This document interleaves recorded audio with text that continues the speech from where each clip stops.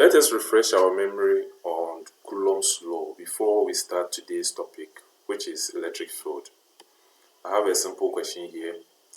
In the diagram below, we want to find the force that is exerted on the smaller particle here. Indeed, since they are all charges, they are all exerting forces on each other. This one is exerting force on this one, and this one is also exerting force on this one. But for reference sake, we are taking this particle for now as the reference particle, and we are assuming it is exerting a force on this test charge. That's we are using it to test the field around this bigger charge particle. So this one carries a charge of 10 nanocoulomb, and this one carries a charge of 6 nanocoulomb. Their centers are separated by a distance of 3 meters. So what will be the force? We can take these two charges as point charges, compare their sizes to the distance separating them, and they are also more or less spherical. So we can consider these ones as point charges. So we can use Coulomb's law conveniently. I expect you to get 60 nanonewton. 60 nanonewton. This multiplier here can be replaced with a word that is nano. 10 to the power negative 9 is nanonewton. Alright. So getting this force to be 60 nanonewton means that if A remains at this point and B remains at this point, separated by 3 meters, then B will experience a force of 60 nanonewton. We want to ask, how much force will particle A exert on a 1 coulomb charge particle at the same point? So you want to replace B, the charge at B, with another charge carrying 1 coulomb at this point. So the force on a 1 coulomb is greater than 6 nanocoulomb. So we expect the force on this one to be greater because the force is directly proportional to the product of the charges. So if this charge here is now bigger, then the force will be bigger. Okay. So 6 nanocoulomb will experience a force of 60 nanonewton. The force for 1 coulomb will be more. Alright, so eventually we have a value of 60 newton per coulomb. 60 newton per coulomb. Let's generalize what we've learned here. So if we have two charges, one having a charge of Q here and another one having a charge of small q here, and they are separated, the charges are separated by the distance r, then the force on 1 coulomb of charge will be equal to the force divided by the smaller charge, or divided by the second charge, where we want to find where we place that 1 coulomb. We place it here. So it will be force divided by the charge that was supposed to be here. We divide the force by that charge. So this new expression is giving us the force per unit charge. That's if this charge is increased to 1 coulomb, what will be the force this other charge will exert on it. Okay, so we have force per unit charge. It has equivalent expression of constant of proportionality multiplied by the reference charge divided by the distance from the center of the reference charge to that point that we are talking about. So this new expression is called the electric field strength, or in later discussions we will shorten it to electric field. Immediately we say electric field, you should know what it is. It's actually referring to electric field strength. Now define formally the electric field strength. The electric field strength, which we often designate with the letter E, at a point is the force per unit charge. The force per unit charge. So the electric field at any point is the force per unit charge. Thus, at that point, if we place a charge of 1 coulomb there, how much force do we expect that particle will experience at that point? That's the basic understanding behind electric field strength. We can calculate it by finding the force first and divide it by a charge that has been placed there, or we can calculate it by multiplying K by the reference charge and then divided by the distance from the reference charge to that point. So these are the two ways we can calculate it. And remember, using this calculation means that we are talking about point charges. We will see another way of calculating the electric field. That will be for uniform field. We have here another example. So think about it. If we have an electric field of 1.4 Newton per coulomb, what should come into your mind? We will later on ask ourselves, how much force will be applied on a charge of 0.5 millicoulomb at this point? Okay, so when we say a point in an electric field has an electric strength of 1.4 Newton per coulomb, what it means is that a force of 1.40 Newton will be exerted on 1 coulomb of charge placed at that point. So electric field strength is the force per unit charge. Force per unit charge. So if we have an electric field strength of 1.4, what it means is that 1.4 Newton will be exerted on 1 coulomb at that point. Alright. Therefore, if we introduce 0.5 millicoulomb at that point, then the particle carrying this 0.5 millicoulomb will experience a force of 1.4 multiplied by 0.5 millicoulomb. Milli is 10 to the power negative 3. And if you do this calculation, you will arrive at 0.7 by 10 to the power negative 3 Newton. That is 0.7 millinewton. There is a third example we want to talk about. Here we have a charge here, a particle carrying a charge of 4 microcoulomb. 4 microcoulomb at point A. There is another point here, there is no charge there. But this point is 2.0 centimeters from the center of the reference charge. This charge here is creating an electric field all around. So what is the electric field strength at point P due to A?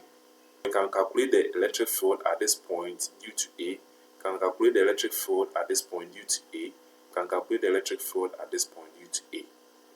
It depends on the distance from the center of the charge that is creating the field around this area.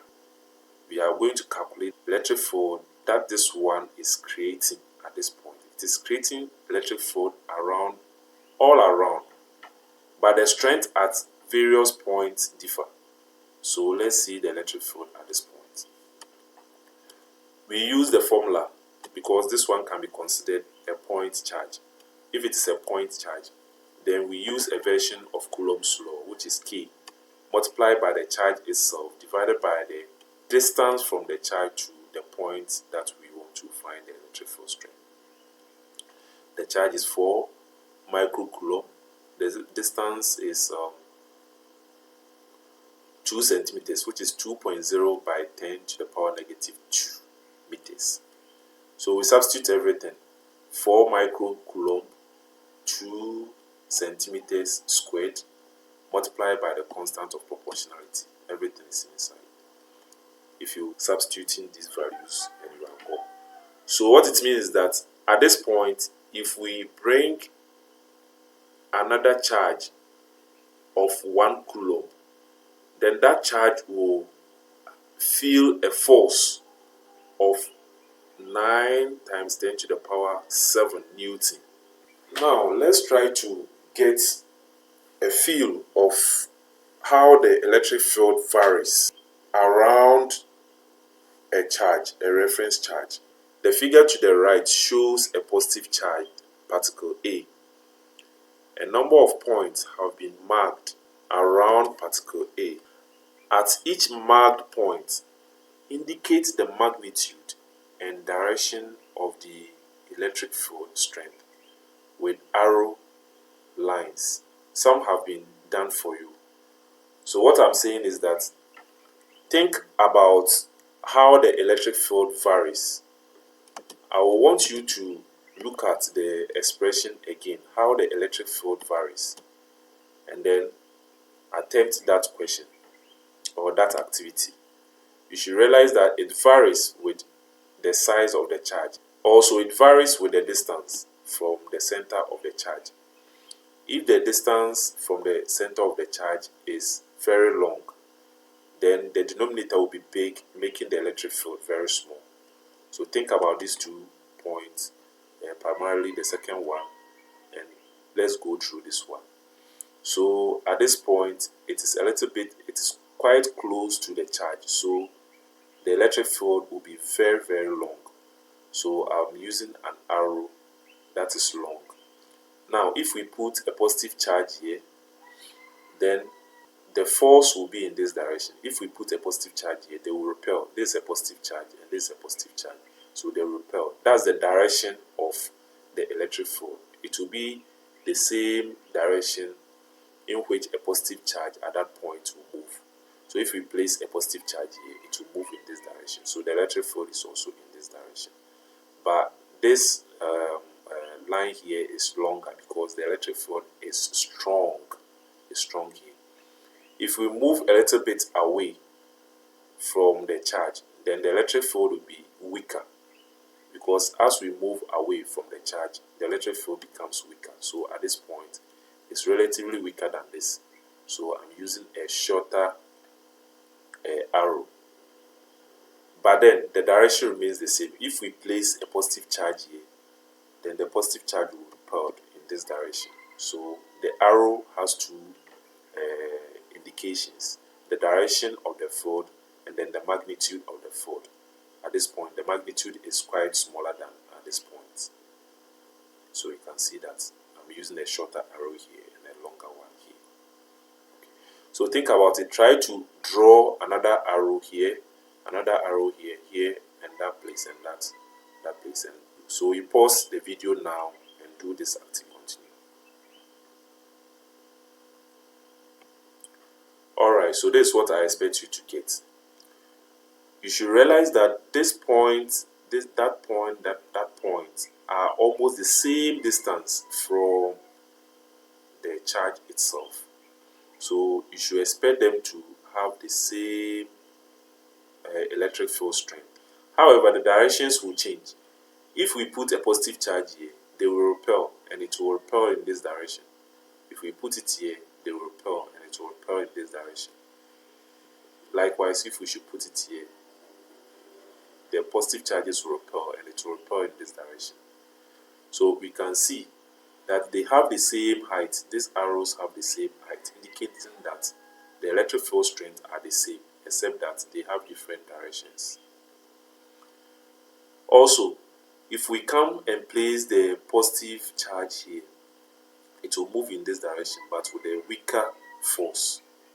So with a weaker force, it's being indicated by a shorter arrow. The same thing applies to this side and that side. Along this line, they are at the same distance from the center, so they have the same electric field strength, indicated by the length of the arrow. This is the last point we want to talk about. You see, is the farthest point from the center, so it has the weakest electric field strength. You see, so we have a very short arrow here, but then the direction is aligned to this one, because so we have to generalize everything. This is what we've spoken about in the previous slide.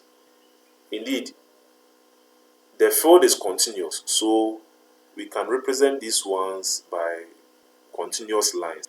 Close to the reference charge, the electric field are very close, field lines are close together. You see, the distance from this one to this one is close compared to outside, where the distance between the field lines are widely spaced. So we have we recognize that electric field lines, wherever they are point together, means that the electric field is strong at that point, and wherever they are spaced apart means the electric field is very weak. So keep this point in mind. Another thing you need to realize is that for a point charge, the field created is radial. That's the field are extending outwards, just like that. They are all extending outwards. So we have a radial electric field. Keep that point in mind. So the electric field lines are continuous. They are continuous. At every point, you feel a force. They are continuous all the time. And for a positive charge, the field extends outwards. If we should put a negative charge here, then the field will be coming to it. That's if we place a positive charge anywhere in the field, having a negative charge here, then the positive charge will be attracted towards it. So the field, instead of going outwards, will be turned towards the positive charge. Alright, let's move on to a uniform electric field. We can create a uniform electric field by using parallel plates. So we have two plates here. One plate is connected to a positive terminal of a battery, and the other plate is connected to a negative terminal of a battery. When that happens, the two sets of charges will create a field in between them, and that field is an example of uniform field. In a uniform field, at every point, the electric field strength is the same. So the electric field strength here is the same as the electric field strength at this point. That's why we have parallel field lines. Keep that point in mind. That's why we have a parallel field lines here. So wherever you see field lines that are parallel, then you should expect that the field is uniform. Unlike the previous one where we had the field lines radiating from a point and separating. In that case, we have the radial electric field. The field strength here is stronger than the field strength here because they are spaced apart in this part. They are bunching.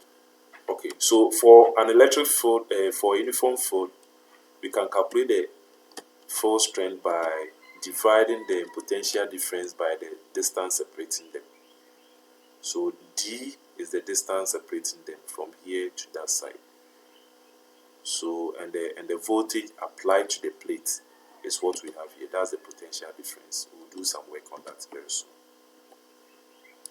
Okay, so this should be our last slide, and it's just a worked example to consolidate what we've learned so far. We have an electric field being created by two charges, a positive charge and a negative charge. I've indicated some points in the field, and we are going to answer questions based on the point in the field that we are seeing. The first thing is arrange the points in increasing order of field strength. So what will be the strength at this point compared to the field strength at this point, compared to the field strength at that point and that point? Alright. So to recognize the field strength at each point, you should look at the field lines. Are they close together or they are spaced apart? So if we should think about the field lines being close together at this point, then this one should have the strongest field, followed by A. The field lines are a little bit spaced apart compared to B, but comparatively, they are closer together than at C. Then at C, the field lines are closer together than D. So the arrangement will go like B, A. No, we are going in the increasing order. So the least first. D will be the least strong field. So this part will have the least force strength, followed by C, followed by A, and then B. Question 2. At D, draw a line with an arrow to indicate the direction in which a positive charge placed there would move. So if we place a positive charge here, in which direction will it move? Remember, there is a negative charge here. So if you place a positive charge here, then it will move towards it. Now, it will not move straight like that. It will move along the field line. So the line I expect you to draw will be along the field line like this. So at point D, if I ask you to draw a line with an arrow to indicate the direction, then the line will be drawn. That will be parallel to this field line here. Okay, so field lines show the path in which positive charges will move when placed at that point. The last question. At point C, the electric field is given by 1.24 Newton per coulomb. What is the magnitude of the force that will be exerted on a 2.7 millicoulomb charge placed at point C? So at this point, the electric field strength here is 1.24 Newton per coulomb. So what will a charge placed here feel? A charge of 2.7 millicoulomb. If we place it here, what force will it get? Okay, so you should recall that the electric field strength is equal to the force per unit charge. This is the formula we are going to use.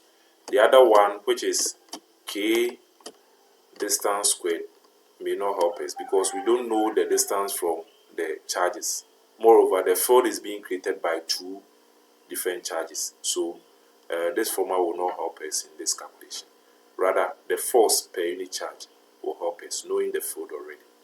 If we have the electric field being equal to the force per unit charge, we know the charge to be 2.7 millicoulomb, and we know the electric field to be 1.24 Newton per coulomb.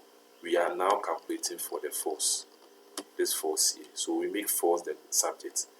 If we make the force the subject, it will be equal to the electric field multiplied by the charge. And you can do this calculation yourself to complete it. Alright, that's it. We'll come back to talk about electric field potential in our next video lecture. But we should expect some exercises on what we've discussed in this video lecture.